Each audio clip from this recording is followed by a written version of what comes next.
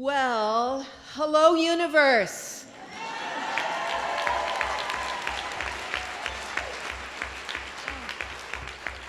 A very big welcome to you and a good New Orleans evening to everyone. I'm absolutely tingling with excitement and joy to be with you, celebrating the very best in children's publishing in 2017.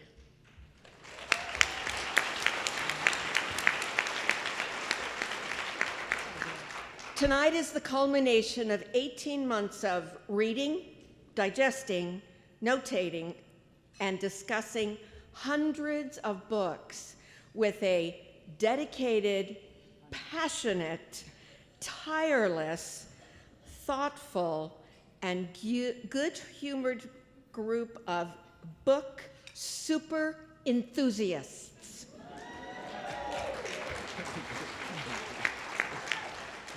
Talk about magnificent and fascinating. That's this committee. Please hold your applause as I introduce them to you. Newbery friends, please stand as I read your name and remain standing until I have called every name, and you receive the acclamation of this appreciative gathering. Oh, you are. Tell them. Mara J. Alpert, Tad Andraki, Anne Crutzen, Janice M. Del Negro, Sue Giffard, Carol R. Goldman, Lori Coffey Hancock, Suhei Lugo, Kirby McCurtis, Sally L. Michalek. Oh, those Texans. Mary E. Parks. Anna Elba Pavone. Kathy Potter, Kathy. And Rebecca Thomas. Now,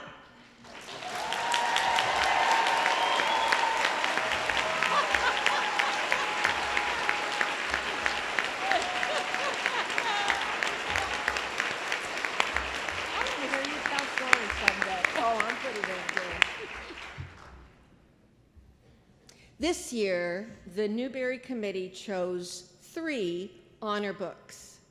In alphabetical order by title, they are Crown,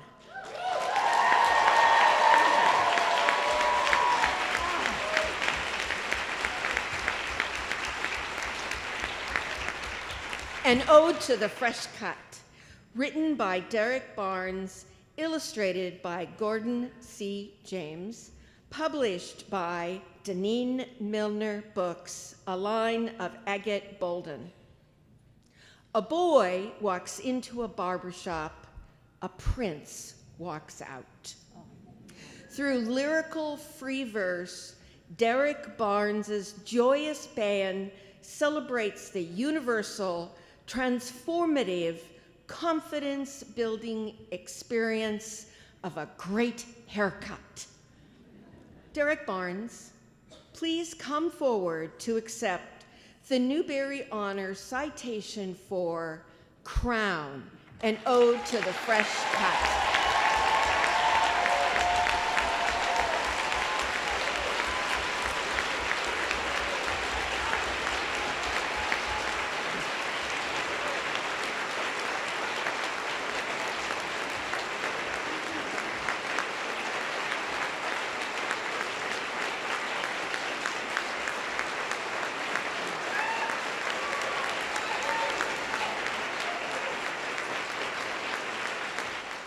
Long way down.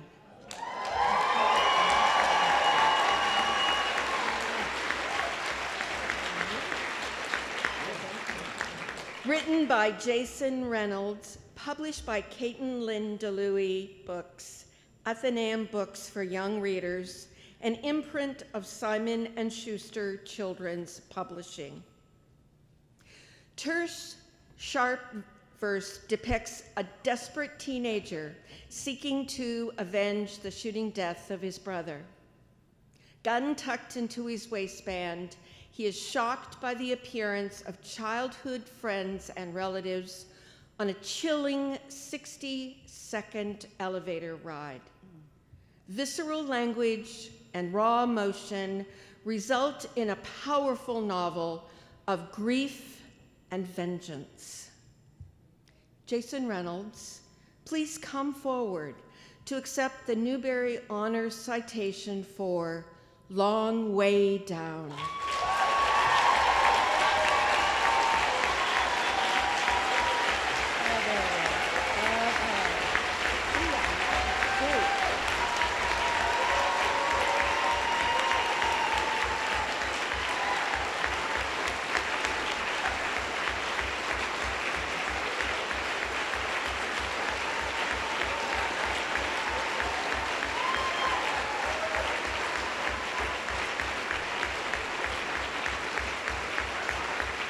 Piecing Me Together.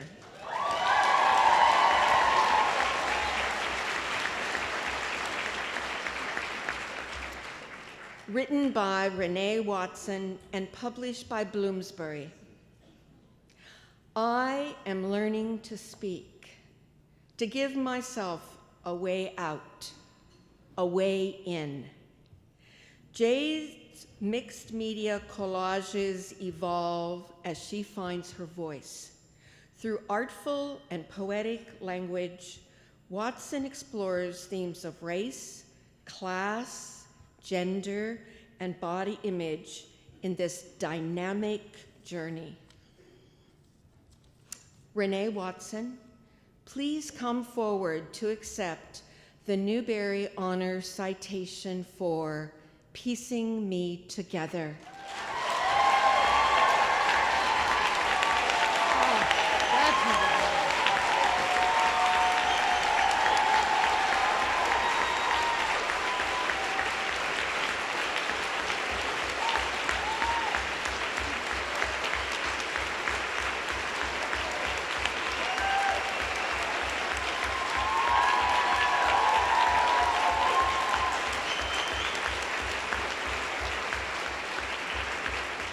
And now, the winner of the 2018 Newbery Medal for the most distinguished book for children is Hello, Universe.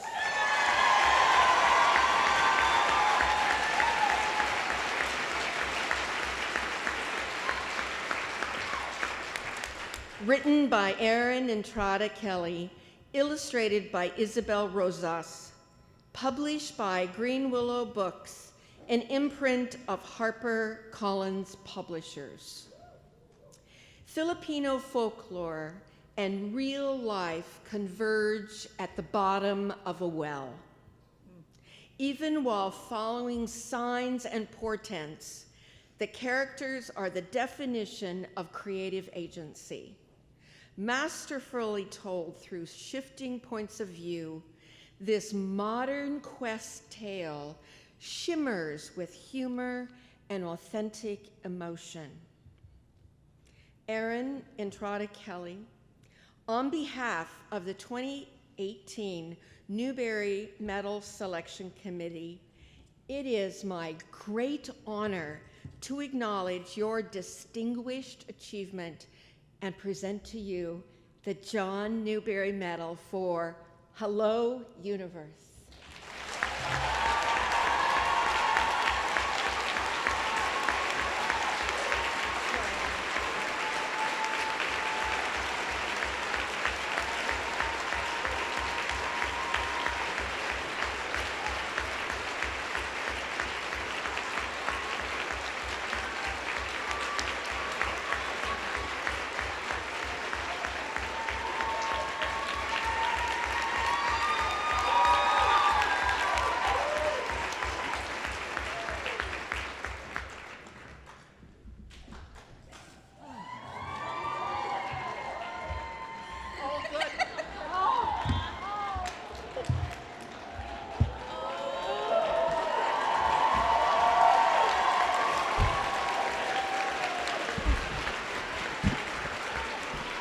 Wow.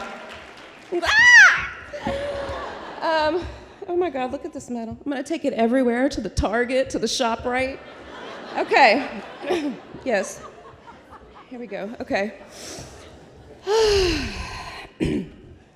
So whenever I sat down, a few minutes after I sat down, I leaned over to Cecilia and I said, Cecilia, I'm sitting next to Jacqueline Woodson. And Cecilia said, I'm sitting next to Erin and Entrada Kelly. And I'm like, okay, but Jackie's a real writer. Okay, seriously. I'd like to thank the ALA and ALSC. I'd also like to congratulate Derrick Barnes, Jason Reynolds, Renée Watson, Matthew Cordell, Jacqueline Woodson, and all the honorees. I'm sitting next to her, you guys. Okay, I'm convinced that I've entered an alternate universe and that in some parallel reality, I'm on my couch eating Cheese Whiz in my pajamas. But since I'm here and you're here, I'll just say, hello, alternate universe. I'd also like to recognize my friends and family who are here tonight. I'm eternally grateful to my agent, Sarah Crow with Pippin Properties. Yeah. I'm indebted to the team at HarperCollins, especially the people at Green Willow. In particular, Isabel Rosas, who drew the art for Hello Universe, Land of Forgotten Girls, and You Go First, and Sylvie LeFloc, who designed all my books. And I would not be standing here if not for my editor, Virginia Duncan.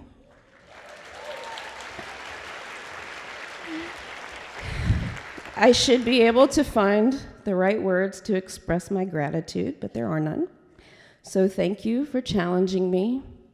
Thank you for believing in my work. And thank you for using a pencil instead of track changes.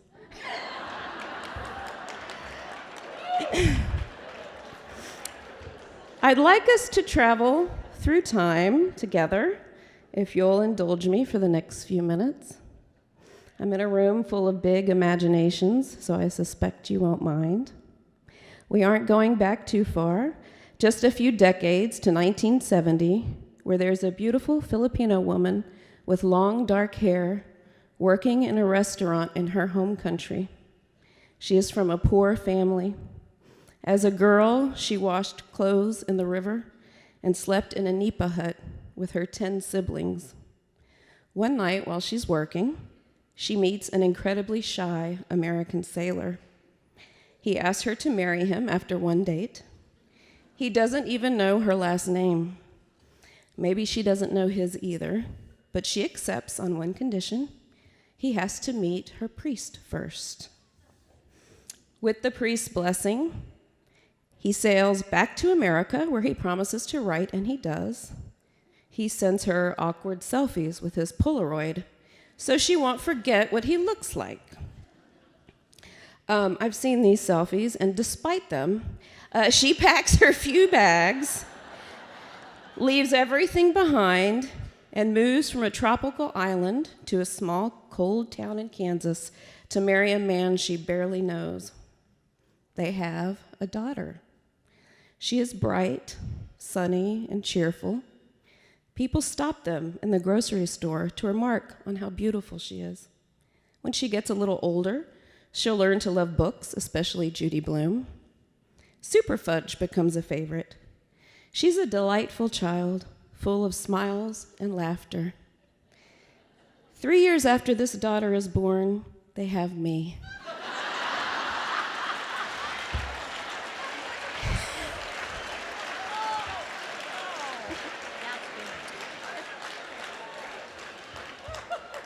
I entered the world afraid and full of questions. I was afraid of the dark. I didn't like to climb trees because I was convinced I would fall. I didn't scale fences or ride skateboards. There was nothing particularly extraordinary about me. I wasn't the prettiest girl at school or the smartest. I wasn't the quietest or the loudest. I was just a little Filipino girl born in Kansas and growing up in South Louisiana, trying to find her place in the world. There were two things that set me apart, however. The first was this. I didn't look like the other kids at my school. My hair was black and coarse, my eyes slanted, and over the other kids asked, "What are you? What are you?" It was a question I didn't have an answer to. There were no Asians in my neighborhood. There were no Filipinos in my school. The kids asked, "Does your family eat dog? Do you know the price of tea in China?" I felt very alone in the world. Sometimes I would wake up in the middle of the night when everything was quiet and dark and sit in a corner. There was a clock in my house. I listened to it tick. I felt like the only person on the face of the earth, and that scared me. The Scholastic Book Fair was one of the few things I loved about school. It's not the Scholastic table. My family didn't have much money, so my choices were limited. I'd circle items with a pen, scratch one out, circle something else. I'd smell the flyer the same way I smelled pages of books. It felt like home. The other thing I loved about school was, of course, the library. Yes.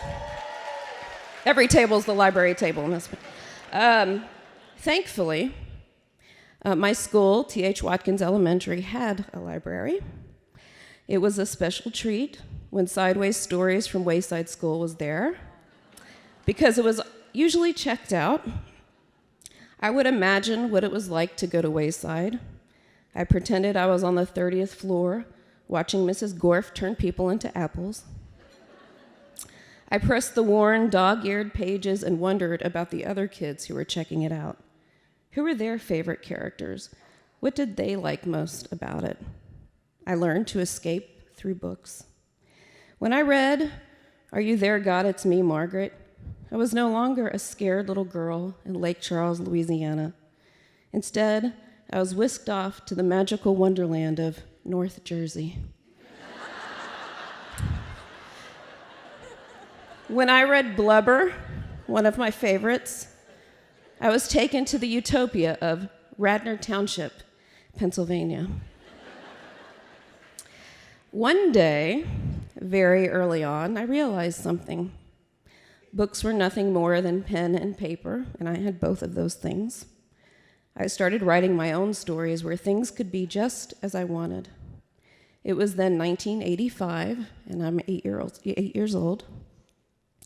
Most emerging writers polish their craft by emulating their favorite books and authors. Not me. Writing came so organically, I filled notebooks with completely original work. I started a book series, for example, about identical twin girls who live in California, and they go to a school called Golden Valley High. Yep. Okay. One of the twins is smart and bookish. The other is a popular cheerleader. I actually have an excerpt. This is to share with you tonight. This is the Golden Valley twins, so it's totally different. I'm going to read to you from chapter 4 of book 1, Almost Lucky, and the tagline says, "Is Sandy going to get the dream she always wanted?" That's at the bottom. Author Erin Kelly, illustrator Erin E. Kelly. Right? Yes.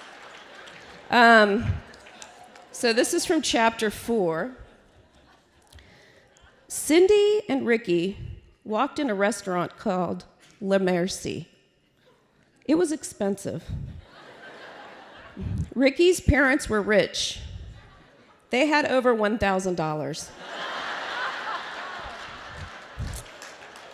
Cindy ordered oysters and a Shirley Temple. Ricky ordered red wine, snails, and French fries. Cindy thought snails are gross. The red wine was called Damiano Estino. I made that up. When they were done eating, Ricky asked, "Do you want to dance?" Sure.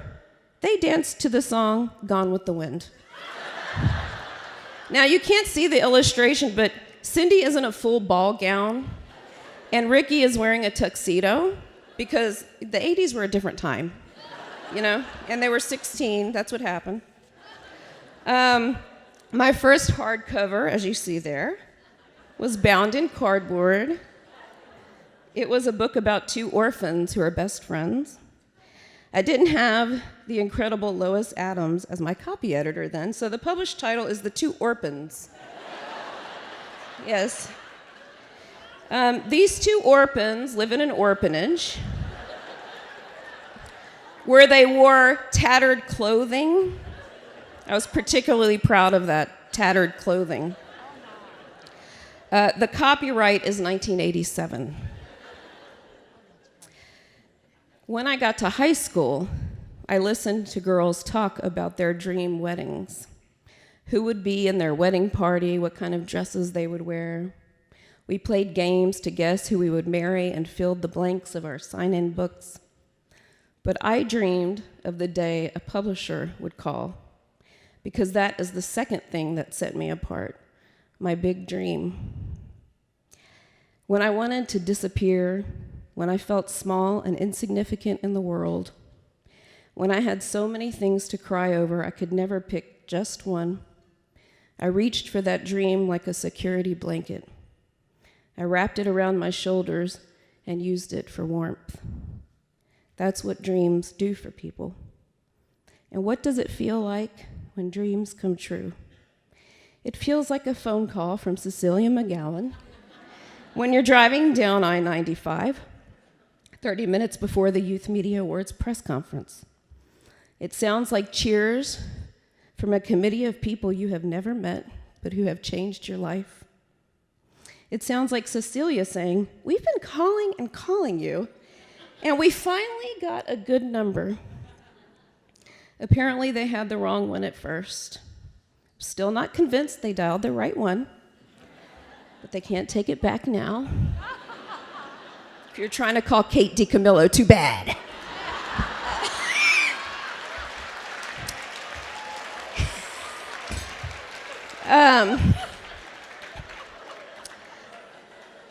I'm often asked to describe my ideal reader. And the truth is, I write books for my characters. For Virgil Salinas, who is shy and lonely and always picked last for basketball, or Valencia, who wants to be the next Jane Goodall but doesn't have a friend in the world. For the Madrid sisters, who long to escape into their imaginations. In You Go First, the main characters, Charlotte and Ben, sit alone at lunch. I write for them too, because I was and am all of them. My greatest wish as a writer is that the person reading my book, or any book for that matter, feels less alone, because I know what that feels like. I suspect you do too. When I was a kid, I didn't always understand why I was so sad. I would lie awake at night, stare at the popcorn paint on the ceiling, and think about all the people in the world that I would never meet. I would wonder, what if someone out there feels the way I do, and we could become friends, but I'll never meet them because they live in another state or another country. It was a tragic thought, and I would overwhelm myself with it until I cried. But that's why we have books, isn't it? So we can meet those people, walk in their shoes, see our reflections, so we can discover that we never struggle alone. Books are an incredible gift, but without you, the book people of the universe, they would never find their way. To know that my books sit on your shelves and pass through your hands is an honor indeed. which brings us to the present, to the universe we find ourselves in tonight. That little girl who wouldn't climb trees or scale fences. The little girl who prayed for blue eyes. She still exists.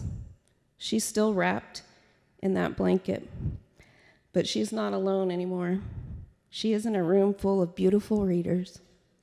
She's at a podium in a new dress. She's surrounded by people who make dreams come true every day by putting books into the hands of kids and introducing them to a bigger world, a place where all things are possible. You have given me a tremendous honor tonight, and it's my hope that you will remember each day how you honor the dreams of underdogs everywhere. When budgets are low and tensions are high, when office politics overshadow your greater purpose, when you're paying student loans, when you're wondering why you had to get into this business instead of something less stressful and more fruitful, I hope you'll remember this story.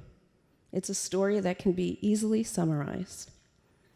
Once upon a time, there was a little girl, and all her dreams came true.